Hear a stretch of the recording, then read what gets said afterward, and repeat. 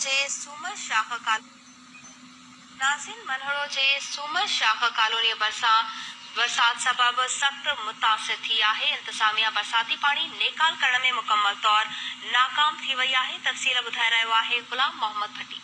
जी बिल्कुल अवांखे ॿुधायां त असां हींअर हिते मौजूद आहियूं मनड़ शहर जी सूमर शाह कॉलोनी में। सुई जेके गुज़िरियल जेके 5-6 ॾींहं अॻु में जेके बरसातूं पियूं आहिनि उन्हनि बरसातनि सूमर शाह कॉलोनी खे त मुकमल हिकिड़ो जीअं कंहिं शइ खे बोड़िजे उहो बोड़े छॾियो आहे। हिते काफ़ी घर जेके आहिनि ग़रीब तबिके जा जेके घर आहिनि उहे किरी पिया आहिनि। काफ़ी घर जेके आहिनि किरण जहिड़ा लॻा पिया आहिनि, रण जहिड़ा ई न आहिनि।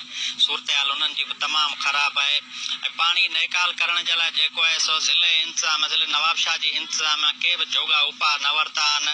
ज़िले इंतज़ामिया त पंहिंजी जॻह ते चलो ठीकु आहे, पर चूंडियल नुमाइंदा जेके वोट वठी हितां कामयाबु थी विया आहिनि पीपल्स पार्टी जा, हुननि बि हिननि मनड़ वासियुनि जी का सार न लधी आहे। हाणे ज़रूरत इन ॻाल्हि जी आहे त चूंडियल नुमाइंदनि खे ऐं ज़िले इंतज़ामिया खे घुरिजे त गॾिजी मनड़ शहर जी सूमर शाह कॉलोनी मां पाणी कढराइनि त जीअं ग़रीब तबिके जा घर जेके बचा आहिनि उहे किरण खां बची सघनि। त उन्हनि में उन्हनि जो ग़रीब तबिके नाज़रीन अहम ख़बर अवां सां शेयर कंदासीं।